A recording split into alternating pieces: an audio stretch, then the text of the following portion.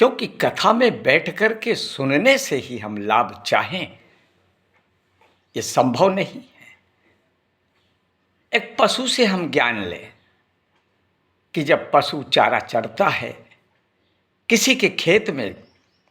जब वो घुस जाता है और जाकर के वहाँ फसल चरता, घास चरता, इतनी फुर्ती से पेट भरता है और पेट भर करके वो जब बाहर निकल आता है तब तक उसका तन का पेट तो भरा जाता है, लेकिन उसे जो उसने पेट में प्राप्त किया है उसका आनंद जब वो लेता है तब एक जगह बैठ जाता है, आँख मीच लेता है, नींद जैसे लगी हुई है और मस्ती के साथ जब वो बगोल करता है। मेरे आदरणीय बंधुओं, जब बगोल करता है तब वो पेट में जो उसने पहुँचाया है उसका रस उसे जब मिलता है तब वो निजानंद में, अपने आप में, मस्ती में, तब वो तन का पेट वहाँ भरता है और मन का पेट उसका यहाँ भर जाता है। कृपया हम भी, आप जो कह रहे हो, बस चूक हमसे यही हो रही कि हम संतों के शब्द सुनते हैं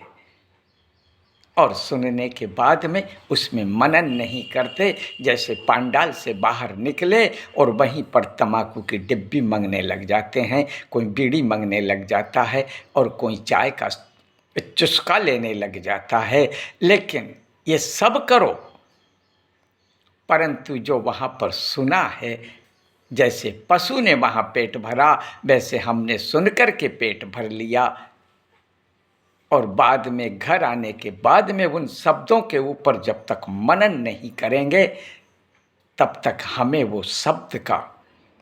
वो सत्संग का, उस कथा का आनंद प्राप्त नहीं होगा। एक बार आनंद प्राप्त हो जाएगा, हो सकता है, परंतु निजानंद के तक पहुंचने के लिए उन शब्दों का आकर के मनन करो कि जैसे स्कूल में जब विद्यार्थी को पढ़ाया जाता है वो वहाँ पढ़ाई करता है और पढ़ाई करने के बाद घर आकर के फिर उसे मनन करता है और मनन करने के बाद फिर जो वो कॉपी में लिखता है तब दूसरे दिन उसे नंबर प्राप्त होते हैं। कब कि वो घर आकर के उसका मनन करता है। तब हम भी जो शब्द कथा में सुनते हैं उसे घर आकर के मनन करें और फिर उसके रूप से हटकर, क्योंकि शब्द रूप है साहब, उससे हट करके फिर उसके स्वरूप में जाए, तभी आत्म कल्याण हो पाएगा और मानव जीवन तभी धन्य हो पाएगा।